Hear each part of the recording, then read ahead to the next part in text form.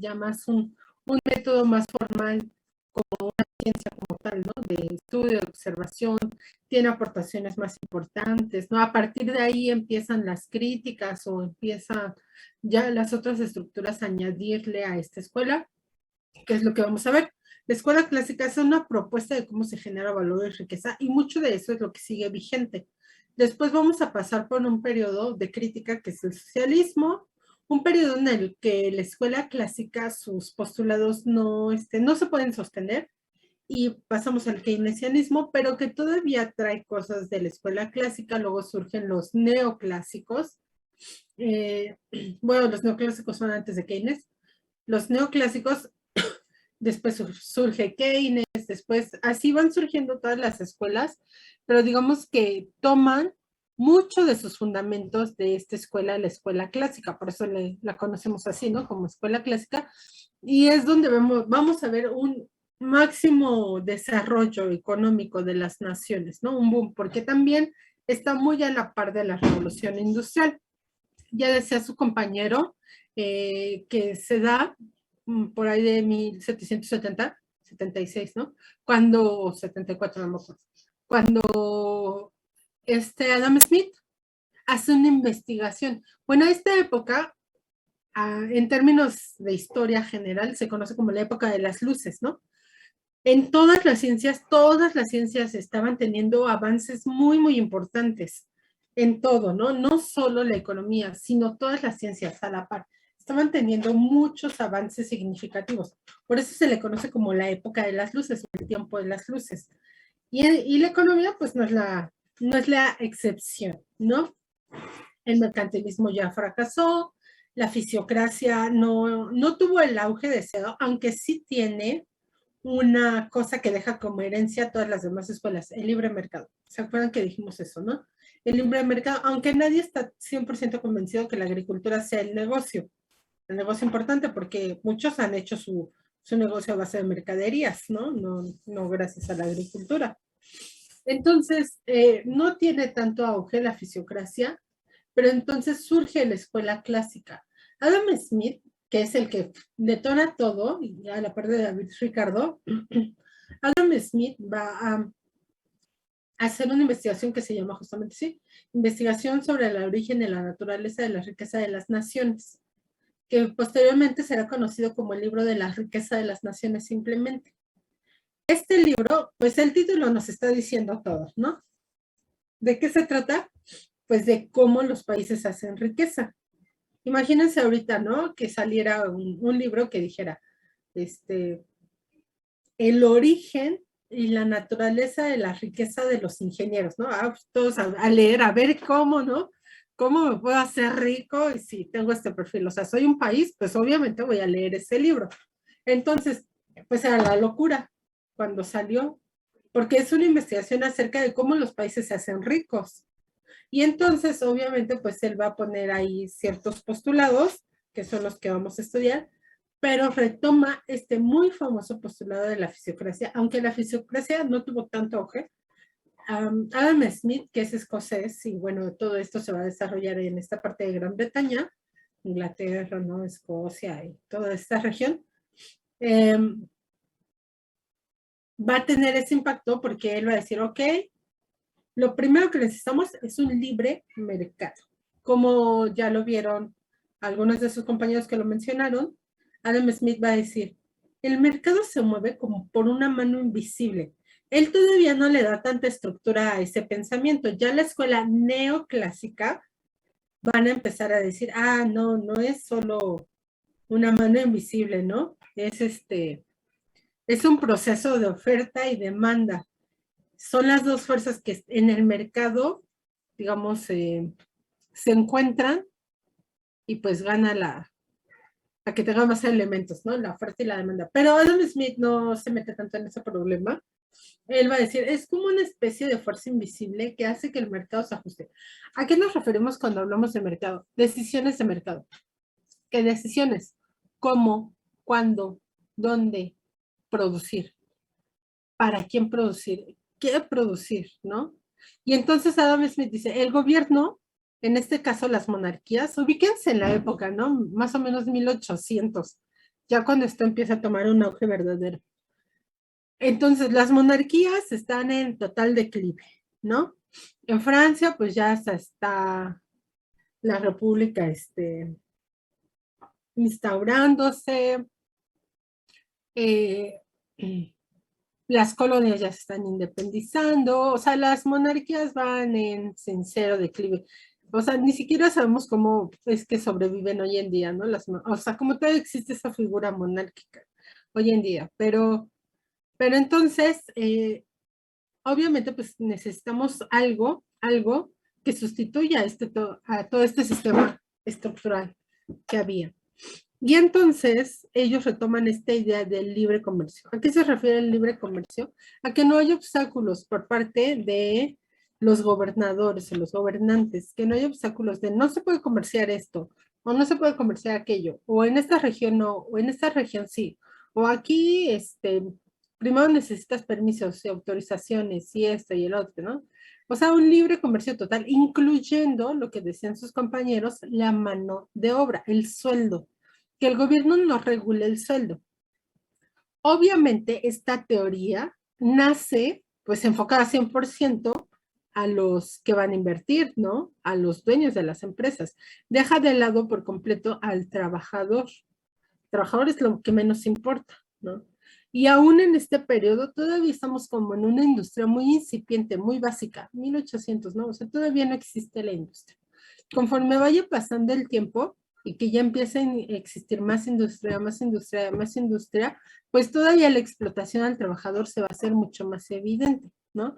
Por todo este proceso de migración de las zonas rurales a las zonas urbanas pierden sus tierras para ir a las zonas urbanas donde pueden acceder a más bienes, pero eso implica que se vuelvan obreros prácticamente sin ningún derecho laboral.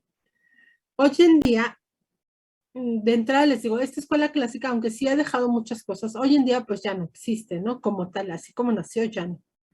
Se fue modificando. Y lo que hoy tenemos, la economía que hoy tenemos, pues ya es una combinación, ¿no? Muchos creen que vivimos en este capitalismo puro de esta época, pero no es así. Este capitalismo puro del mercado 100% libre no existe y no se puede dar, ¿no? No se puede dar, tan es así que pues hubo un periodo, una crisis muy aguda que demostró que no se puede dar un libre comercio con esta magnitud que ellos querían. Libertad de movimiento, que no, las empresas casi no pagan impuestos ni nada, que hubiera libertad en los salarios, que el mismo mercado los fuera asignando, ¿no? Los salarios sin que hubiera intervención del Estado, y cosas de este tipo. Están a favor completamente de la libertad del comercio, ¿no? Bueno, vamos a ver. Ahí está el libro, ahí está la fotito de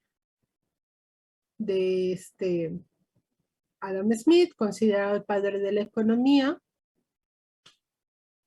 Ellos se fundan en esta idea de dejar hacer, la creencia de la fisiocracia, dejar hacer, dejar pasar, una libre competencia.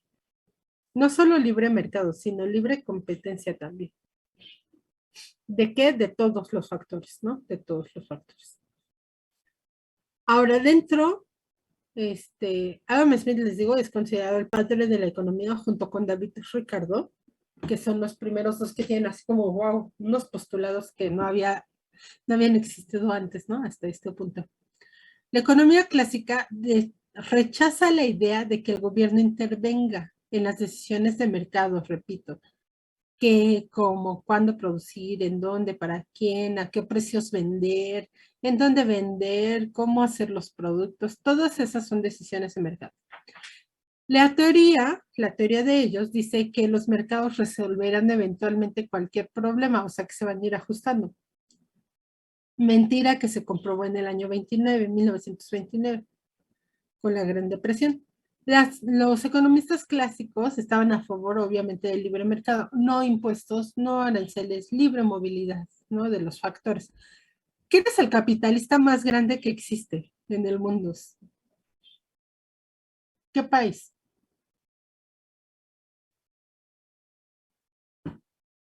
Estados Unidos, exacto, ¿no? ¿Estados Unidos está a favor del libre comercio y los libres mercados, sí o no? ¿Ustedes qué dicen?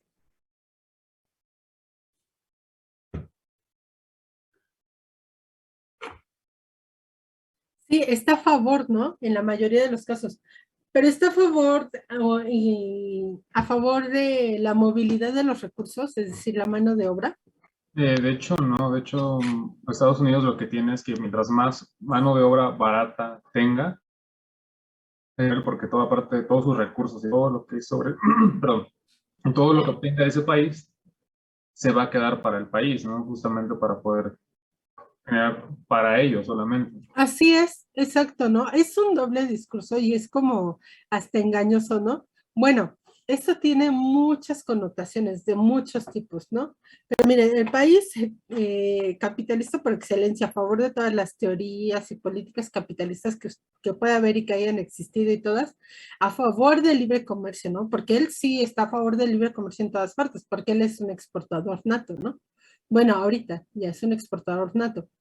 Y entonces, pues obviamente él quiere venir a vender a México sin que le pongan aranceles. Quiere ir a vender a toda América Latina sin que le pongan aranceles o restricciones, ¿no? No sé si más adelante tengo el mapa de socios comerciales, pero si ustedes ven un mapa global de socios comerciales, el mundo se divide en dos. El mundo o le compra a Estados Unidos o le compra a China. Y China en los últimos 15 años, ¿no? Porque hasta hace 15 años no tenía ese impacto que hoy tiene. Por eso Estados Unidos está así, ¿no? Ahorita como con pincitas tratando todos los asuntos. Porque sí, efectivamente China le está comiendo el mandado, pero también estamos hablando de una monstruosidad de la producción de Estados Unidos. Es una cosa exagerada, ¿no? Lo que produce Estados Unidos y China también, ¿no? Los dos megaproductores, aunque Estados Unidos produce mucho, pero también compra mucho. Ese es su problema. Y China en algún momento irá para allá también a comprar mucho, ¿no? Pero ¿a quién le va a comprar? Pues ellos son los máximos productores.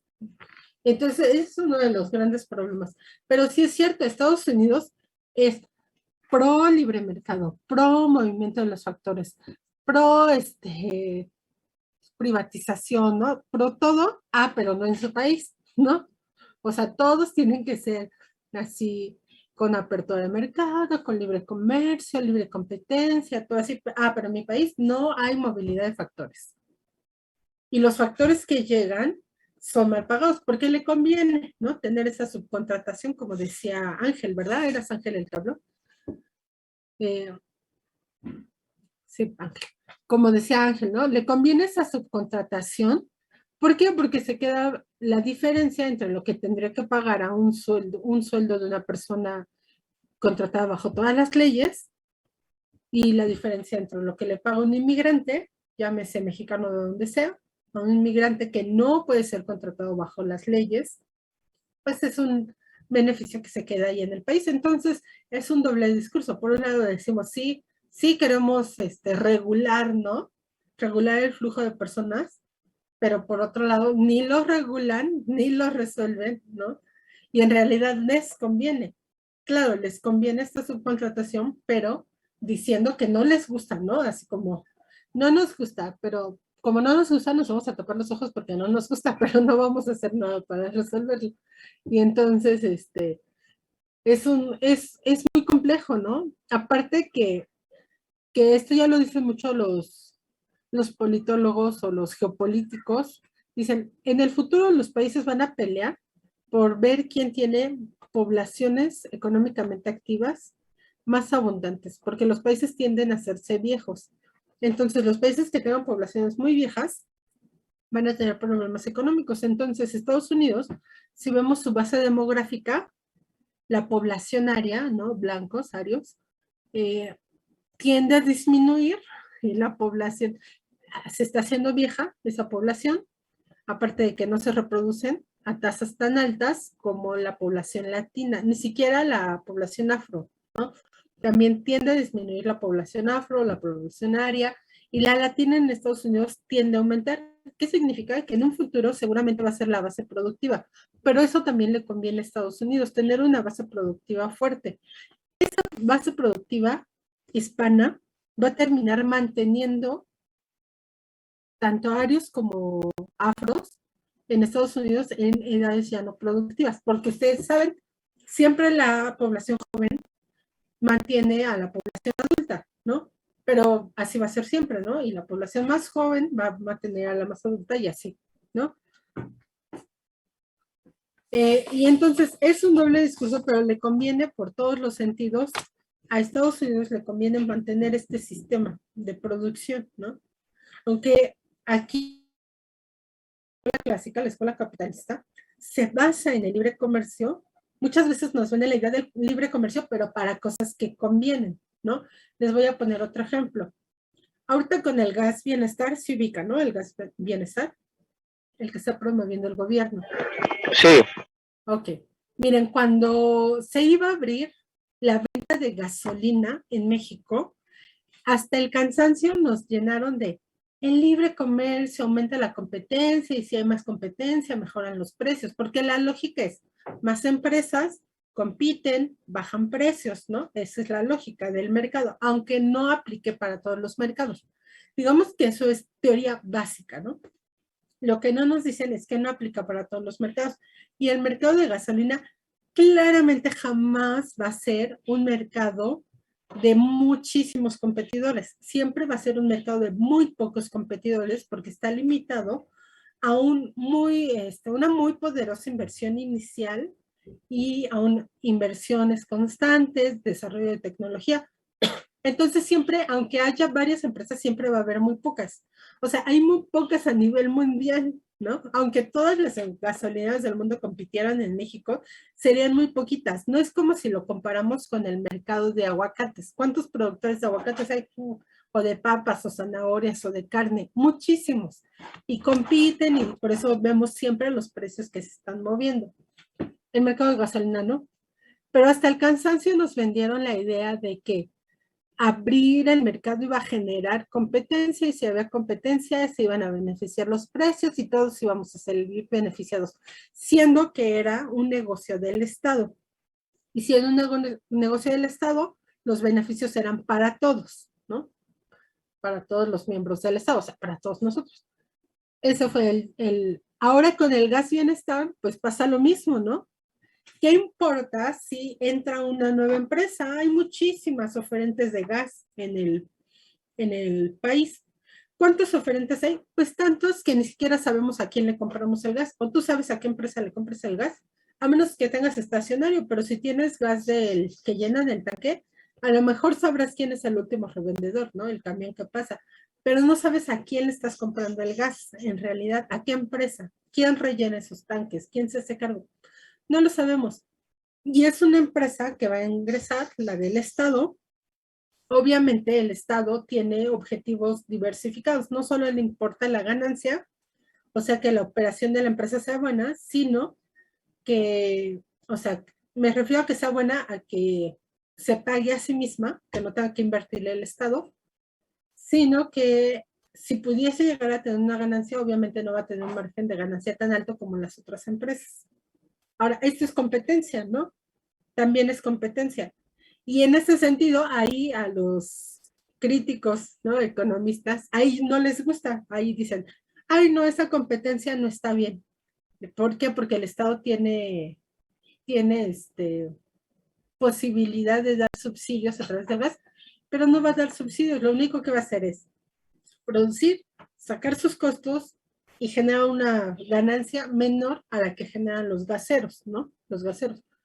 Pero desde el punto de vista de la libre competencia y el libre mercado, los que están a favor no tendrían por qué enojarse de que entre una empresa del Estado, porque como todo, si esa empresa del Estado es eficiente y tiene buenos precios, le vamos a comprar, pero si no es eficiente y no tiene buenos precios, pues no le vamos a comprar y vamos a seguir con nuestro proveedor de siempre, ¿no? ¿Cuál es el miedo de las empresas? Pues que por años no han sido eficientes y no han tenido buenos precios. Entonces, siempre vamos a encontrar este doble discurso, ¿no? A veces sí queremos libre mercado, a veces no queremos libre mercado. Solo usé esto como ejemplo, pero puede aplicar para muchas otras cosas, ¿no? A veces sí nos gusta el libre mercado, pero cuando pasen desgracias, queremos que ahora sí que intervenga el Estado. Esto lo único que nos demuestra es que no existe el libre mercado en realidad. Siempre el mercado está y debe estar regulado. Si tú piensas como empresa, tú vas a decir, pues sí quiero un libre mercado. Pero si piensas como empleado, vas a decir, no quiero un libre mercado, quiero que regulen el mercado de sueldos y salarios, que haya un tope a la baja. O sea, que las empresas no sean así tan explotadoras como para que no pueda tener yo un sueldo base, ¿no? Y entonces, estas teorías se desarrollan aquí en la escuela clásica, donde vemos este postulado del libre mercado. ¿Pero a qué se refiere el libre mercado? Libertad en fijación de precios, libertad en producción de mercancías, libertad en el movimiento de los factores productivos, etcétera. Entonces, eso es lo que vemos en este mercado. Bueno, vamos a ver cuál fue el origen. Antes del surgimiento de esta teoría de la clásica, la mayoría de las economías estaban bajo el control de algún tipo de monarca, ¿no? Que es lo que veníamos viendo. Si estamos hablando ya en los años 1800, esto significa pues que ya las monarquías estaban en declive, ¿no? Bajo estos sistemas, la economía estaba estrictamente controlada por el Estado. Tenía todo el control, en absoluto, ¿no? Parecido a un sistema socialista en el sentido de que el Estado tiene todo el control, pero es completamente diferente porque el Estado monárquico es absolutista, tiene todo el control y no tiene alguien que le haga frente a ese sistema. En el Estado socialista sí, es completamente diferente, no es absolutista, sí tiene quien le haga control, aunque luego se vuelven tiranos autoritarios, sí también es real, ¿no? Y termina muy parecido, pues sí también.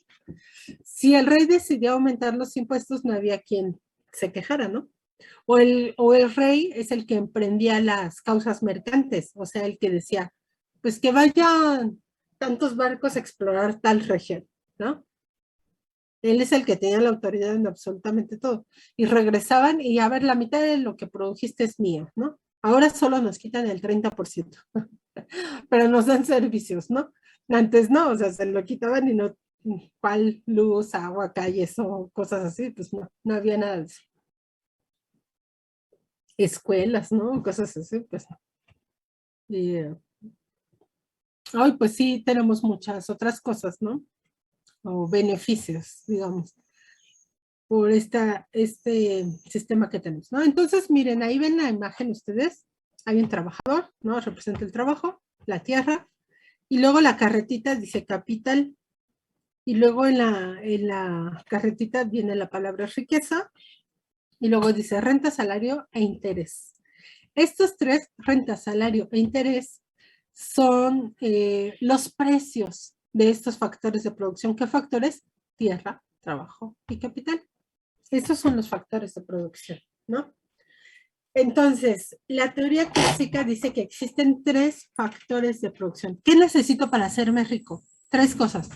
Tierra, trabajo y capital. ¿Qué es el trabajo? La mano de obra. ¿Qué es la tierra? Pues donde vas a operar, ¿no? ¿Y qué es el capital? ¿Quién me dice qué es el capital? Porque pues de aquí toma el nombre la escuela, ¿no? Capitalismo. ¿Qué es el capital? ¿Quién me dice? Es el sustento con lo que vas a proporcionarlo, tanto los materiales como todo lo que vayas a ocupar para poder generar ese trabajo. Exacto, ¿no? Es dinero. Capital es dinero que se va a invertir. ¿En qué? En bienes de capital. ¿Cuáles son los bienes de capital? Herramientas, maquinaria, mano de obra, pago de rentas, ¿no? Materia prima, bienes de capital, bienes que te ayudan a producir más capital. Entonces, el objetivo de esta escuela es tener dinero para tener factores de producción y con esos factores de producción generar más dinero. Ese es el secreto de Adam Smith, ¿no? Dice, la riqueza de las naciones es esta. Factores de producción. Pero si no tienes factores de producción, tierra, trabajo, capital. Si no tienes factores de producción, con que tengas capital, es decir, dinero para invertir. Dinero para invertir. Si no es dinero para invertir, aunque tengas miles y miles de pesos, o sea, si no lo inviertes, no se llama capital, se llama dinero, ¿no? Nada más. Pero si inviertes ese dinero, se llama capital. Y entonces, si tú tienes capital, pero no tienes trabajo, pues contratas trabajadores. Si tú tienes capital y no tienes tierra, pues contratas tierra y pagas a cambio su precio, ¿no? Que sería la renta o el salario. Ahora, si tú tienes trabajo y tierra, pero no tienes capital, pues también puedes contratar capital y pagas su precio, que sería el interés, ¿no? Aunque en esta época estamos hablando, pues una época que los intereses son muy altos, no hay así como apoyos a las pymes y cosas de esas, ¿no? O sea, solo, ¿quién es la persona que puede tener capital en este momento? Pues la que tiene excedente de dinero, que suple sus necesidades monetarias y aparte, de eso le, le, le, le sobra, ¿no? Dinero.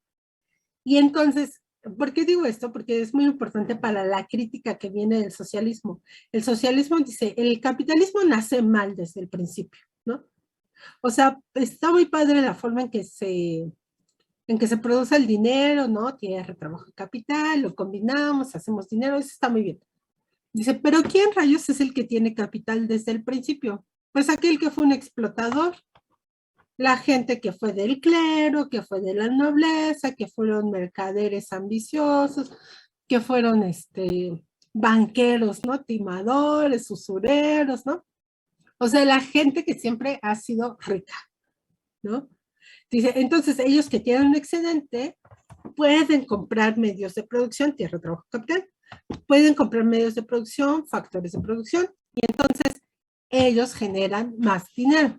No sé si les platicaba, pero había una franquicia que a mí me llamó mucho la atención, una franquicia que era de juegos para los niños chiquitos, de esas que están en las plazas, y costaba $1,000,000. Y cuando nos están dando la información de la franquicia, sí, era una expo franquicia. Decían, no, pues esta franquicia es lo mejor del mundo, ¿no?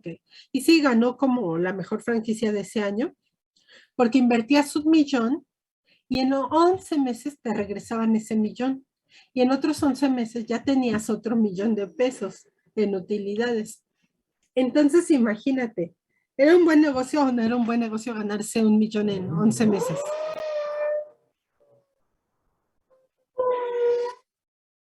¿Cómo? Pues sí. O sea, sonaba bien, ¿no? Así como, pues sí le entro, nada más déjeme conseguir el primer millón, ¿no? Ahí está el detalle, el primer millón. El segundo, pues ya está regalado. Y el tercero, ni se diga, ¿no? Y entonces esa es la gran crítica a la escuela capitalista. ¿De dónde viene el capital original? ¿No? Entonces, como el capital original viene de un proceso de explotación, pues nace mal desde esta, ¿no? Aparte, otra crítica que se le va a hacer a esta escuela es que el que genera todo el valor va a ser el trabajador, porque la riqueza por sí sola no puede hacer nada, ni la tierra, necesita la mano de obra, ¿no? Y al final el trabajador es el que genera para pagar la renta, para pagar el salario, para pagar el interés, que es el más explotado y el que gana menos. Esa va a ser otra de las críticas que se va a hacer a esta escuela. Bueno, muy bien. Se desarrolló poco después, o diríamos más o menos que a la par de la revolución industrial. Y, ay, permítanme un segundo. Pónganse su... Aquí están sus... Ya, gracias, chicos. Bueno, los economistas desarrollaron muchas teorías fundamentales, como estas que tenemos aquí. Disculpen ustedes que se oye mucho ruido, es que están construyendo en mi casa y se oye así mucho. Por eso estoy hablando así muy fuerte. Ya si en algún momento no me escuchan, me dicen. La clase ya va a terminar, entonces si nos conectamos, nos vamos a Sí, conectar. se conectan de nuevo, por favor.